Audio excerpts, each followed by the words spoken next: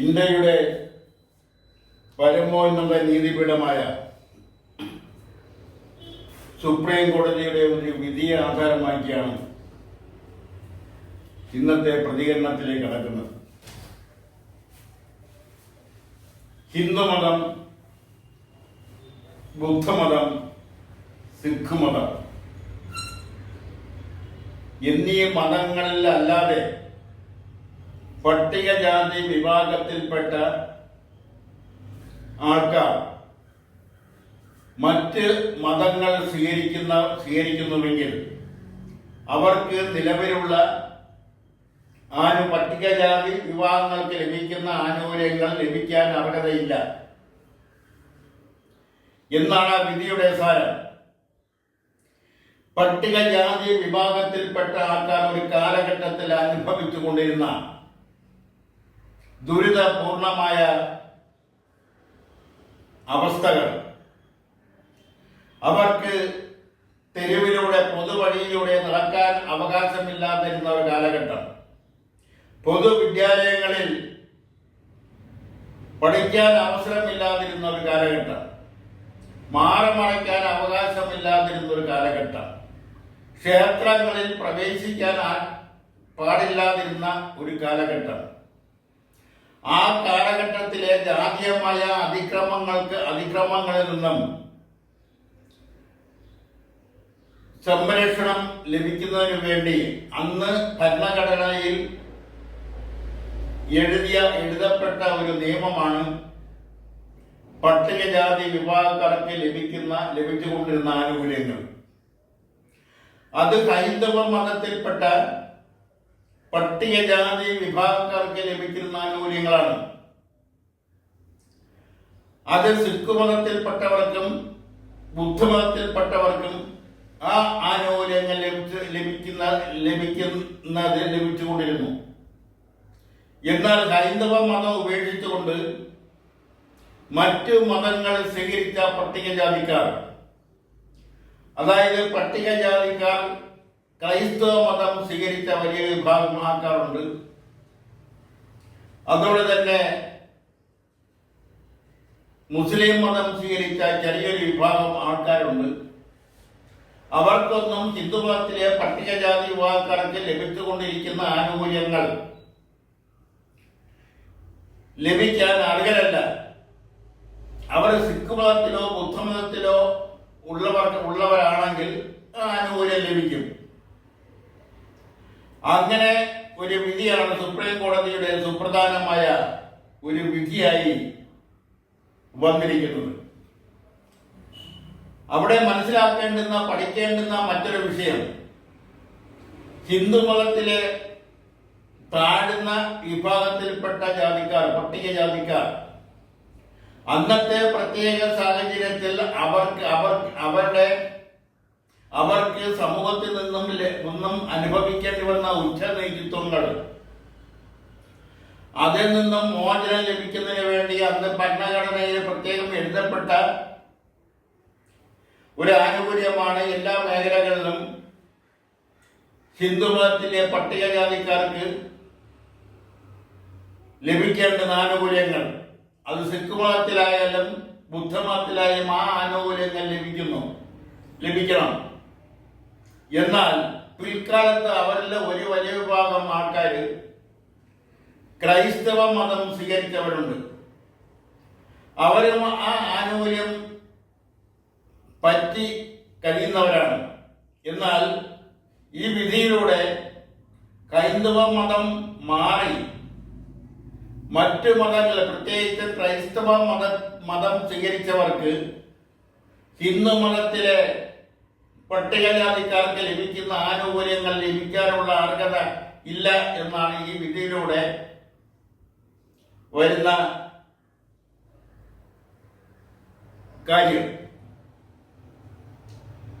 ഇവിടെ മനസ്സിലാക്കേണ്ടുന്ന ഒരു കാര്യം എന്ന് പറയുന്നത്, ഒരു പ്രത്യേക കാലഘട്ടത്തിലേക്ക് വേണ്ടിയാണ് ഭരണഘടനയിൽ ഈ ആനുകൂല്യങ്ങൾ എഴുതി ചേർക്കപ്പെട്ടത്.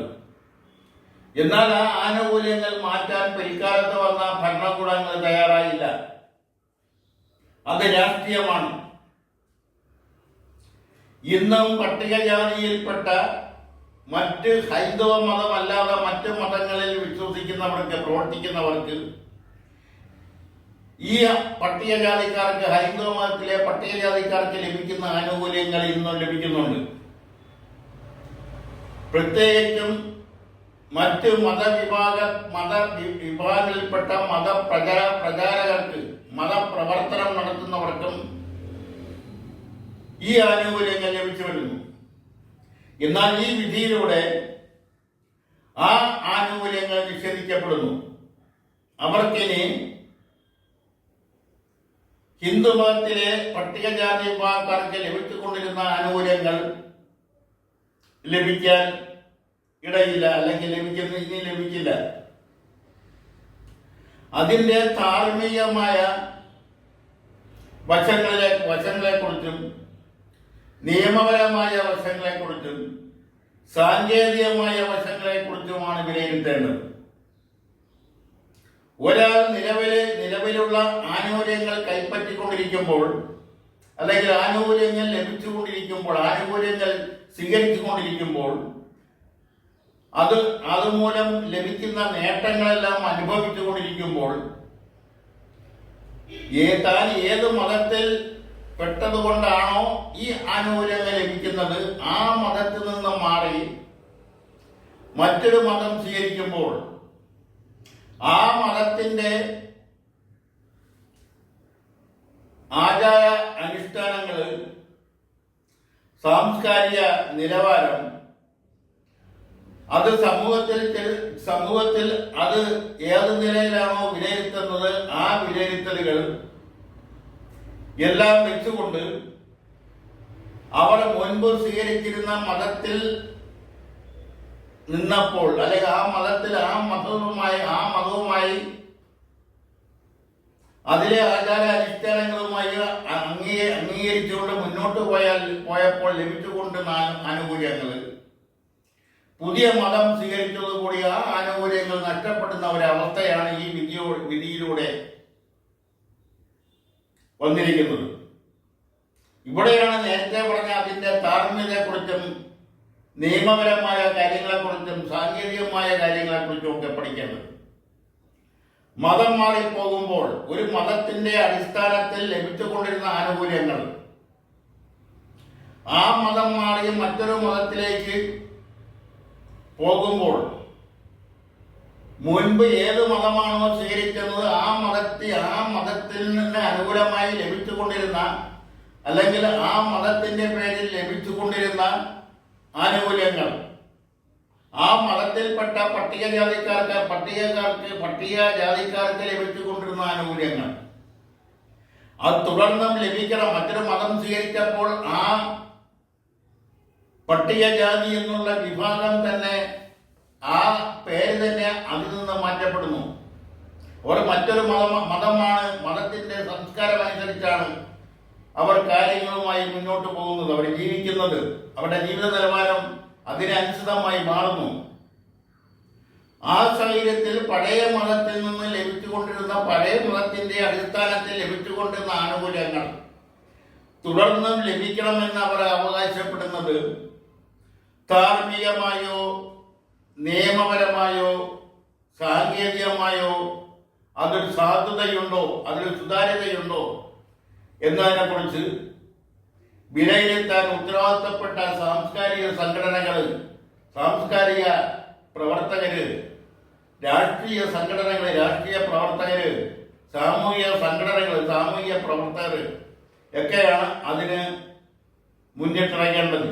എന്നാൽ അവിടെയാണ് രാഷ്ട്രീയം മുന്നോട്ട് നിൽക്കുന്നത്. തങ്ങൾക്ക് ലഭിച്ചുകൊണ്ടിരിക്കുന്ന വോട്ടുകൾ അതിൽ ചോർച്ചയുണ്ടാവും. ഈ വിധിക്കനുസൃതമായി മാറ്റങ്ങൾ വരുത്തിയാൽ വോട്ടുകൾ കുറയും. വോട്ടുകൾ ലഭിച്ചുകൊണ്ടിരിക്കുന്ന വോട്ടുകൾ നഷ്ടപ്പെടുമെന്നുള്ള ഭയത്താൽ ഈ വിധിയെ, അല്ലെങ്കിൽ ഈ പുതിയ നിയമസാധുത എതിർക്കുകയോ എതിർക്കപ്പെടാതെ ഇരിക്കുകയും ചെയ്യുന്നത് സുതാര്യതയല്ല.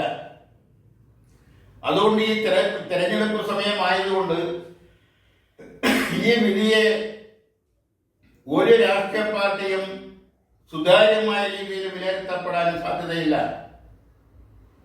അവർ മിണ്ടാതിരിക്കുന്നതായിരിക്കും അല്ലെങ്കിൽ മിണ്ടാതിരിക്കുകയായിരിക്കും കൂടുതലും ചെയ്യുന്നത്.